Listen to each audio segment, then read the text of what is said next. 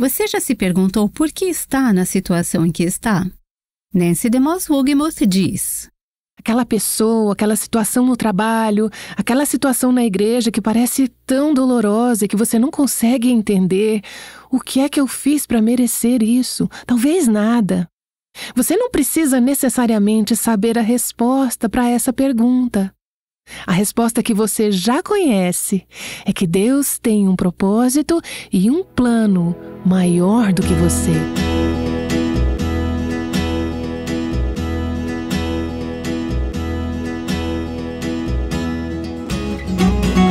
Este é o Aviva Nossos Corações, com Nancy DeMoss Wolgemuth, coautora de Buscando a Deus, na voz de Renata Santos. Se você estivesse planejando dirigir de São Paulo ao Rio de Janeiro, não adiantaria nada olhar o mapa do Piauí. Você precisa de informações precisas baseadas no seu destino. Bem, a mesma coisa pode ser aplicada à sua jornada espiritual. Você está confiando nas informações mais precisas sobre para onde está indo? Nancy nos desafia a fazer as perguntas certas e buscar as respostas nos lugares certos. Este é o 4º episódio da série Ruth, o poder transformador do amor redentor. Você pode acessar os episódios anteriores no nosso site avivanossoscorações.com. Aqui está Nancy. Uma das coisas que eu amo sobre o coração e os caminhos de Deus é que, assim que falhamos, ao sair da sua vontade, Deus ativamente cria circunstâncias que nos tragam de volta a Ele. Não foi assim no Jardim do Éden? O pecado de Adão e Eva não surpreendeu a Deus. Ele não foi pego de surpresa. Ele não ficou lá no céu dizendo: "Ah, não, meu plano está estragado. O que é que eu vou fazer agora?" Deus já tinha, desde antes da fundação da terra, um plano para redimir o homem de suas falhas, para restaurá-lo a um lugar de obediência e relacionamento com Deus. Estamos estudando o livro de Ruth, capítulo 1. Vimos nos primeiros 2 versículos que Elimeleque, em um tempo de fome, pegou sua esposa e 2 filhos e saiu de Belém para ir para a distante terra de Moabe. Pensando que as coisas seriam melhores lá, ele não percebeu que estava levando sua família para um lugar onde enfrentariam dificuldades, problemas e lutas ainda maiores. Hoje chegamos ao versículo 3 e lemos que Elimeleque, marido de Noemi, morreu. E aqui está ela, em uma terra estranha, onde o seu marido a levou. Comentamos no episódio de ontem que não sabemos se ela fez parte dessa decisão ou se apenas o seguiu por obediência, mas, independentemente disso, Deus ainda é rei. Deus ainda estava em seu trono. Ela estava agora em Moabe, sozinha, com seus 2 filhos e viúva. O versículo 4 diz que os 2 filhos casaram-se com mulheres moabitas, uma chamada Orfa e outra Ruth. Depois de terem vivido lá cerca de 10 anos, lembre-se de que, quando foram para Moabe, pretendiam ficar lá apenas por um tempinho. Mas, como o pecado costuma fazer, levou-os a um lugar onde acabaram em um país estrangeiro, Moabe, fora da vontade de Deus, durante todos esses anos, agora por uma década. E depois de terem vivido lá cerca de 10 anos, essa mulher viúva com seus 2 filhos e suas 2 noras, no versículo 5 diz que tanto Malom quanto Quilion também morreram. E Noemi ficou sem seus 2 filhos e sem o seu marido. A história é contada de uma maneira bem objetiva.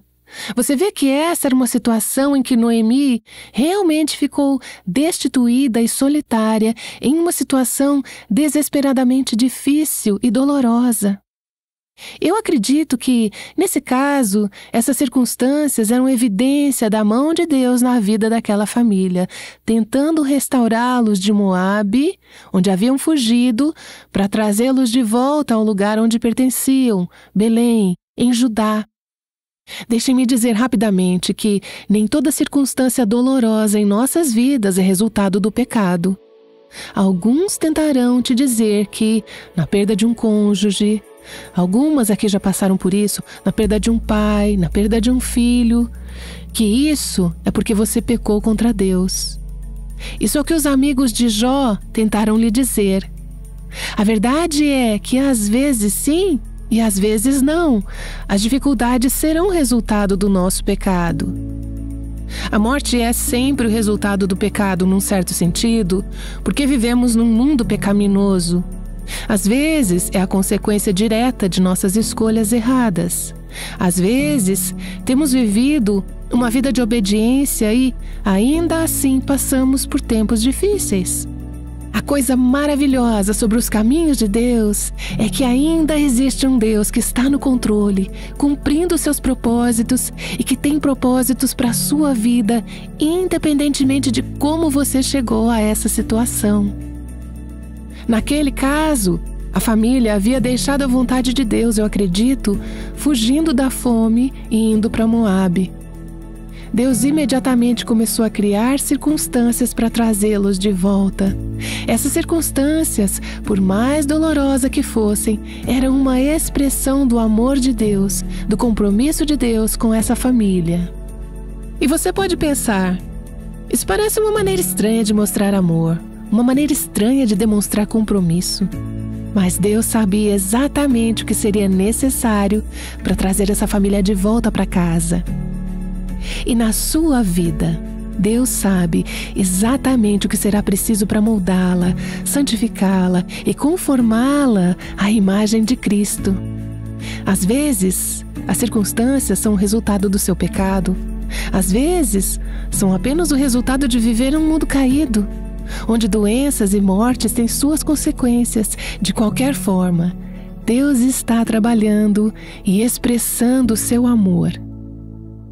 O que acontece conosco quando vamos ao lugar de fuga, as circunstâncias nas quais acabamos, são planejadas por Deus para nos trazer de volta para casa, para nos levar ao arrependimento de nossas escolhas erradas e nos colocar no ponto em que permanecer no país distante parece muito menos atraente, onde o lar parece ser o melhor lugar para estar.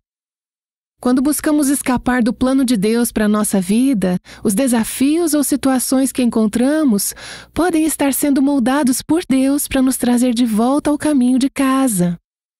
Essas circunstâncias têm o propósito de nos encorajar à reflexão e nos levar ao arrependimento por escolhas erradas e, por fim, à atração de permanecer em um país distante ou de continuar em um estado de rebeldia ou escapismo diminui, tornando o lar muito mais desejável.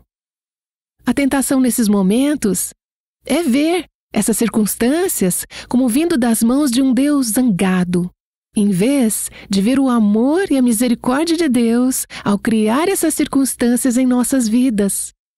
Vamos ver que houve duas coisas que trouxeram Noemi de volta para Belém. Vamos falar hoje sobre o primeiro motivo e sobre o segundo amanhã. A primeira foi a mão disciplinadora de Deus. Noemi teve que perceber, assim como nós, que as circunstâncias que estava enfrentando não eram para a punição, mas sim para o treinamento, para ensinar. Esse é o propósito da disciplina. Quando estamos em tempos de adversidade, pressão e problemas, a pergunta importante não é tanto por que isso está acontecendo comigo, mas sim o que Deus está querendo me ensinar através dessa circunstância. Muitas vezes o que Ele quer nos ensinar está relacionado a alguma área em que nos desviamos e precisamos ser restauradas. Precisamos que nosso coração volte para casa. Podemos estar cegas para nossa necessidade ou para nossa falha, e Deus quer abrir nossos olhos para nos ensinar. Agora, nesse caso, a morte de Elimeleque não foi suficiente para trazer Noemi de volta para casa. Ela continuou em Moabe. Talvez ela tenha pensado: eu estou tão sozinha, não consigo fazer essa viagem de volta. Talvez ela tenha pensado: fiz amigos aqui, eu acho que eu vou ficar. Não sabemos o que ela pensou, mas sabemos que Deus sabia exatamente o que seria preciso para trazê-la de volta ao seu país natal. Noemi ficou em Moabe o tempo suficiente para que os seus filhos se casassem com mulheres moabitas. Não era expressamente proibido por Deus que os judeus se casassem com moabitas. Eles eram proibidos de se casar com cananeias. Deus não havia dito que você não pode se casar com moabitas, mas havia alertado o seu povo. Se você se casar fora de sua fé, é provável que seja levado à idolatria e a religiões pagãs. Portanto, essa foi definitivamente uma escolha tola por parte daqueles jovens. Deixe-me dizer, aliás, mães, que quando você leva seus filhos a viver no sistema do mundo, quando você permite coisas em sua casa, quando você leva sua família a maneiras de pensar, viver práticas mundanas, não se surpreenda quando seus filhos crescerem atraídos pelo mundo. Os filhos estavam aparentemente confortáveis o suficiente em Moabe para decidirem se estabelecer lá e ter esposas. Mães, isso é algo que precisa ser ensinado às suas filhas e a seus filhos. A tolice de se casar fora da sua fé. Quantos têm naufragado sua própria fé por terem se casado com um jovem ou uma jovem que não tem um coração para Deus? No caso, os filhos perderam suas vidas, mas mesmo isso tendo acontecido, eu quero que você perceba, ainda foi um ato da misericórdia de Deus. O que Deus estava tentando fazer?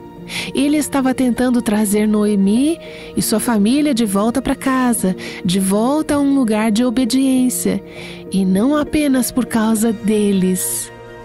Veja, Deus tinha um plano maior, um propósito maior, que tinha a ver com redenção, tinha a ver com um Messias, tinha a ver com uma linhagem de santidade e pureza que Deus estava querendo criar, que traria salvação para o mundo. Deus tem propósitos que são maiores do que o meu conforto, minha conveniência e o meu bem-estar. Eu preciso estar disposta a deixar Deus cumprir esses propósitos, custe o que custar para a minha própria vida. Quando os filhos de Noemi morreram, ela ficou em uma situação em que não tinha herdeiro para o nome de seu marido. A linhagem familiar foi interrompida. Não haveria continuidade desses nomes, não haveria garantia de sua herança. Essas eram duas coisas muito importantes na cultura judaica: o nome da família e a herança da família, as terras da família. Ela havia perdido tudo. Alguém disse que um bom resumo dessa parte da história é que o pecado te leva mais longe do que você gostaria de ir, e ele te mantém por mais tempo do que você gostaria de ficar e custa mais caro do que você gostaria de pagar. O pecado te leva mais longe do que você gostaria de ir, te mantém por mais tempo do que você gostaria de ficar e custa mais caro do que você gostaria de pagar. Na vida de Noemi, vemos que ela experimentou dor, ela enfrentou perdas. Vemos que escolhas têm consequências. Às vezes, são nossas escolhas que trazem as consequências, às vezes temos que sofrer as consequências das escolhas erradas de outra pessoa. Mas independentemente disso, Deus tem propósitos nas consequências. O objetivo de Deus é restaurar. Seu objetivo é construir uma linhagem familiar, um legado e uma herança piedosa. Noemi pensou que havia perdido tudo e parecia que sim. Eu me pergunto se você já se encontrou em algum momento da sua vida em que parecia que, por causa das suas próprias falhas ou das falhas de algum membro da sua família, não havia mais chances de você ter uma linhagem familiar que agradasse a Deus. Você pensou: nós simplesmente não conseguimos ser uma família piedosa. Parecia que toda a esperança estava perdida no caso de Noemi. Mas esta é a história de como Deus pega uma linhagem familiar destruída, ímpia, com escolhas erradas e muitas falhas, e a redime para que se torne uma linhagem que leva a Cristo. Há esse tipo de esperança para a sua família. E isso significa que você precisa estar disposta a abraçar as circunstâncias que Deus usa para te restaurar. Elas podem ser dolorosas, podem trazer lágrimas, podem envolver até mesmo, em algumas ocasiões, algo tão severo quanto a morte. Mas lembre-se de que é sempre uma expressão do amor de Deus. Que essas circunstâncias em nossas vidas são, na verdade, expressões da sua misericórdia, que são destinadas à nossa instrução. Isso não significa que é culpa de Deus quando escolhas são feitas. Vivemos em um mundo pecaminoso e as consequências entram nesse mundo que o pecado ordenou. Mas isso significa que, quando pecamos e quando outras pessoas pecam, Deus ordena circunstâncias. Circunstâncias e situações de vida. Quando as coisas parecem tão fora de controle, quando estamos sofrendo dificuldades. Penso em uma jovem que eu conheço que perdeu o pai aos 8 anos. Quando era adolescente, teve um irmão que foi morto. E quando ela estava na faculdade, na noite antes de voltar para casa, nas férias de Natal, um homem entrou em seu apartamento e ela foi violentada. Uma experiência terrível e horrível. Parecia que havia uma coisa após a outra na vida dessa jovem. Bem, já se passaram cerca de 10 anos desde aquela fase, e agora, se você pudesse conhecer essa jovem, diria que, por mais difíceis e dolorosas que as circunstâncias tenham sido em sua vida, que aliás ela não tinha controle sobre nenhuma delas, aqui está uma jovem que conhece a Deus. Ela foi ensinada nos caminhos de Deus. Há uma liberdade e uma fragrância que surgiram, em parte como resultado de algumas das dores e circunstâncias que ela enfrentou na vida. Deus usa a aflição para propósitos de disciplina e correção. Hebreus 12 fala sobre isso. O autor de Hebreus está falando a cristãos que estão passando por perseguições, enfrentando tempos difíceis como cristãos, por causa da sua fé. Ele está escrevendo para encorajá-los, e parte do que ele diz é: lembre-se de Jesus. Em seu sofrimento, lembre-se de Jesus. Não se esqueça de alguém que sofreu mais. Na verdade, ele diz nessa passagem: vocês ainda não resistiram até o sangue, vocês não sofreram até o ponto de derramar sangue. Mantenham os olhos em Jesus. Depois ele fala sobre algumas coisas que nos dão uma perspectiva sobre esse assunto da disciplina de Deus. O autor de Hebreus diz no versículo 5, capítulo 12: e vocês se esqueceram da exortação que lhes é dirigida como a filhos. Agora, há momentos na vida onde precisamos de uma palavra de encorajamento. Algumas de vocês nesta sala hoje precisam de uma palavra de encorajamento sobre o que está acontecendo em sua vida, em sua família, em sua situação. O escritor aqui diz: vocês se esqueceram de algo que precisam ser lembrados. Aqui está um encorajamento. Ele cita o Antigo Testamento e diz: filho meu, não despreze a correção que vem do Senhor, nem desanime quando você é repreendido por Ele, porque o Senhor corrige a quem ama e castiga todo filho a quem aceita. O escritor está dizendo que a disciplina é uma expressão do amor de Deus. Você provavelmente já disse isso aos seus filhos. Estou fazendo isso porque eu te amo. Isso não é fácil para mim. E a disciplina não é fácil de receber, não é fácil de aplicar. Mas você, como mãe, sabe disso, e Provérbios fala sobre isso, caso você não saiba. Se você ama seus filhos, você os disciplinará. As Escrituras estão dizendo aqui, em Hebreus 12, que temos um pai amoroso que disciplina seus filhos, e que essa disciplina é uma expressão do seu amor. Diz que ele disciplina todos os que aceita como filhos. Logo abaixo, no versículo 8, diz assim: todos passam por disciplina, todo filho de Deus. Na verdade, o fato de você experimentar aflição e correção e disciplina é uma evidência de que você é uma filha de Deus. Se você nunca experimentou disciplina na sua vida, é melhor perguntar a si mesma: Será que eu sou realmente uma cristã? Porque as Escrituras dizem que todos os que Deus reivindica como seus filhos, Ele disciplina. Você não disciplina os filhos do seu vizinho, você disciplina seus próprios filhos. E Deus disciplina os seus filhos. Se somos uma de suas filhas, experimentaremos essa disciplina. Essa passagem continua a nos falar sobre como devemos responder nesses tempos de disciplina. Ele diz no versículo 7, é para a disciplina que vocês perseveram. Não diz aqui qual é a causa da dificuldade. Não diz que a dificuldade foi resultado do seu pecado ou resultado do pecado de outra pessoa. De certa forma, não importa.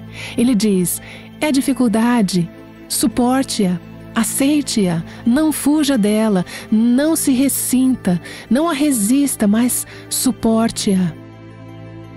Suportar sugere que há um longo percurso envolvido aqui.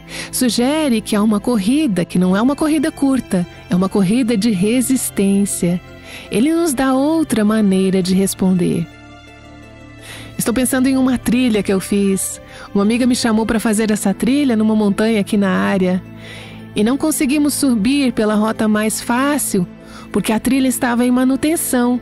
E aquela parte não estava aberta. Então fomos pelo lado de trás da montanha e fizemos o que eu não consideraria uma caminhada. Eu diria que era escalada em rocha.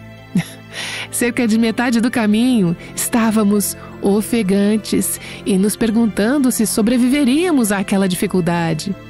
Continuávamos olhando para o que esperávamos ser o topo e dizendo, parece que há um céu lá em cima em algum lugar. Mas no processo de ir de baixo para cima, havia dificuldades. A necessidade era de suportar. Ele diz no versículo 9, deixe-me ler começando no versículo 7. É para a disciplina que vocês perseveram. Deus os trata como filhos. E qual é o filho a quem o pai não corrige? Mas, se estão sem essa correção, da qual todos se tornaram participantes, então vocês são bastardos e não filhos. Além disso, tínhamos os nossos pais humanos que nos corrigiam e nós os respeitávamos. Será que, então, não nos sujeitaremos muito mais ao Pai espiritual para vivermos? Qual é a resposta, ele está dizendo?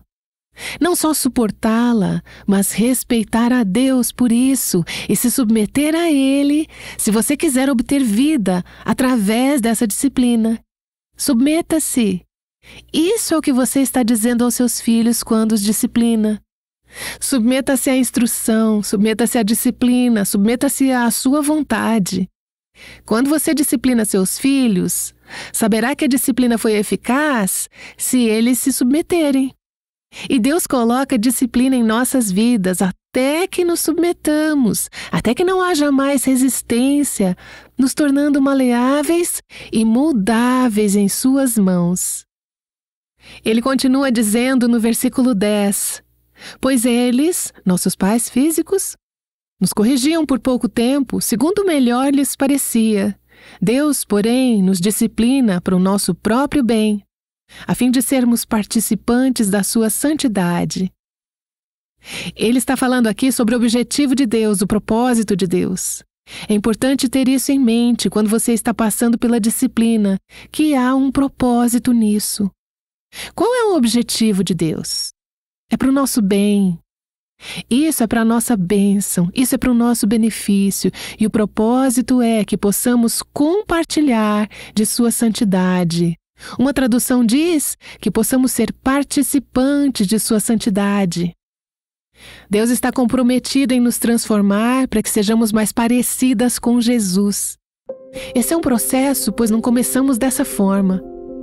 Há tanto em meu coração, em minhas atitudes, na maneira como eu trato as pessoas e nas minhas reações à vida, que ainda não refletem a essência de Cristo. Então, o que Deus faz? Ele envia dificuldades. E essa dificuldade pode tomar muitas formas diferentes. Pode ser as pequenas coisas da vida que simplesmente nos atrapalham ao longo do dia. Podem ser crises grandes e monumentais, mas o objetivo é sempre que nos tornemos participantes da santidade de Deus, que nos tornemos como Jesus. Ele continua dizendo no versículo 11: na verdade, toda disciplina, ao ser aplicada, não parece ser motivo de alegria, mas de tristeza. Se não é triste e doloroso, não é disciplina. Não nos importaríamos em ser disciplinados por Deus se não doesse. Mas o objetivo da disciplina é que é dolorosa, ela machuca, não é agradável. Nenhuma disciplina é agradável no momento. Seus filhos não se aproximam de você e dizem: eu gostaria de ser disciplinado.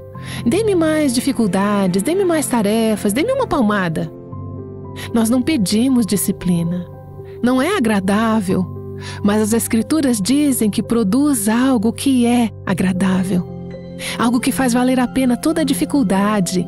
Ele diz: porém, mais tarde, produz fruto pacífico aos que têm sido por ela exercitados, fruto de justiça. Mas a mudança não acontece imediatamente. Você não coloca sementes no solo e de repente surge uma colheita. Ele diz: por um tempo, temos que passar por essa disciplina e mais tarde ela produz uma colheita. Você pergunta: quanto tempo? Quando mais tarde? Eu não sei. Você não sabe. Mas conhecemos alguém que sabe. Deus sabe. E Ele está dizendo: aguente firme. Não desanime com isso. Seja encorajada e saiba que em sua vida está sendo produzida justiça. Tenha a certeza de que se você suportar, se você se submeter à disciplina, haverá uma colheita de justiça se estivermos dispostas a ser treinadas pela disciplina. A disciplina nem sempre tem o resultado desejado. Se resistirmos, se nos opormos a ela, se fugirmos dela, então apenas recebemos a disciplina, mas não obtemos a colheita de justiça. Como seria melhor dizer: sim, Senhor, eu abraço isso. Talvez tenha sido sua culpa, talvez não tenha sido sua culpa. Talvez alguém tenha te colocado nesse problema. Talvez tenha sido circunstâncias que você não pôde controlar. Mas seja o que for, tenha um coração ensinável que diz: Senhor, eu quero conhecer a você e os seus caminhos através dessa circunstância. Eu me submeto a este exercício. Eu estou disposta a ser treinada por isso. E você tem a promessa de que haverá uma colheita de justiça e paz. Você olhará para trás e dirá: obrigada, Senhor. Tu sabias de coisas que eu não sabia. Tu tinhas um bom objetivo em mente. Tinhas um propósito para me fazer como Jesus. Eu te agradeço por todas as escolhas que fizeste, por mais dolorosas que tenham sido. Agora eu posso ter uma comunhão, e uma comunhão contigo que é mais rica e mais doce do que eu poderia ter desfrutado sem essa disciplina. Você está passando por algum tipo de disciplina agora? Acho que todas nós podemos lembrar de momentos em que passamos, mas eu me pergunto se há alguém passando por algum tipo de disciplina agora. Eu sei que eu estou. Até mesmo o desenvolvimento do ministério Aviva Nossos Corações é uma disciplina na minha vida. Não está relacionado ao pecado, eu não acho, mas é um ato do amor e da expressão da misericórdia de Deus. Há aspectos de Deus me colocando em um novo tipo de ministério que são desafiadores e dolorosos. A questão não é: será que isso vai acontecer? Haverá dificuldades. A questão é: eu vou suportar? Eu vou submeter a minha vontade a Deus? Eu vou abraçar a dificuldade? Eu vou abraçar os seus propósitos e vou deixar Deus me ensinar através da disciplina? Você vai deixar Deus te ensinar através da disciplina, das dificuldades, dos desafios? A Aquela pessoa, aquela situação no trabalho, aquela situação na igreja que parece tão dolorosa que você não consegue entender o que é que eu fiz para merecer isso. Talvez nada. Você realmente não precisa saber a resposta para essa pergunta. A pergunta sobre a qual você sabe a resposta é que Deus tem um propósito e um plano que é maior do que você. É maior do que o que você pode ver. Ele está cumprindo isso. Ele vai realizar os seus propósitos. E quando você estiver sendo provada, você sairá refinada como ouro. Você sairá como ouro puro. Você está enfrentando alguma circunstância difícil? Nancy DeMoss Wolgemuth tem compartilhado esperança sobre como responder em tempos de dificuldade. Ela está nos conduzindo por uma série chamada Ruth, o poder transformador do amor redentor. A história de Ruth está cheia de esperança para tempos de grande desespero. Para ter uma visão melhor desse tipo de esperança, confira nosso estudo sobre o livro de Ruth na série Mulheres da Bíblia, Ruth Experimentando uma Vida Restaurada. Você passará 6 semanas caminhando pelo livro de Ruth e assistindo à história da restauração de Deus desenrolar em sua vida. Através de sua história, você verá uma imagem do amor redentor de Cristo por nós. Encomende a sua cópia hoje mesmo no nosso site avivanossoscorações.com. Se você tivesse um filho que fugiu, você o aceitaria de volta em casa? Ouça sobre um pai que respondeu essa pergunta amanhã. Aguardamos você aqui no Aviva Nossos Corações. Agora Nancy está de volta para orar. Pai, eu só quero parar e te agradecer pela tua mão disciplinadora. Eu geralmente não amo a disciplina, mas hoje eu te amo mais por causa dessa disciplina. Eu sei que hoje há áreas da minha vida que estão mais parecidas com o Senhor por causa da tua disciplina em minha vida. A ideia de mais disciplina não me agrada, mas de certa forma eu a acolho porque eu sei que isso é uma expressão do teu amor, uma expressão do teu relacionamento, do teu compromisso comigo. Senhor, eu quero, em meio a esses momentos de disciplina, suportar, submeter minha vontade, ser ensinada a ser humilde, ser conformada à tua imagem. Eu oro agora por uma das minhas irmãs nesta sala, ou mais, que estão passando por um tempo de aflição, disciplina, talvez por suas próprias escolhas erradas, talvez por causa das escolhas erradas de outras pessoas. Podem ser circunstâncias que o Senhor tem planejado, porque desejas moldá-las à imagem de Cristo. Senhor, Tu poderias encorajar os corações delas, fortalecê-las. Ajude-as a olhar além da disciplina para a colheita de justiça e paz que o Senhor prometeu àqueles que são treinados através da disciplina. Eu oro em nome de Jesus. Amém. O Aviva Nossos Corações é um ministério em língua portuguesa do Revive Our Hearts com Nancy DeMoss Wolgemuth, chamando as mulheres à liberdade, à plenitude e à abundância em Cristo.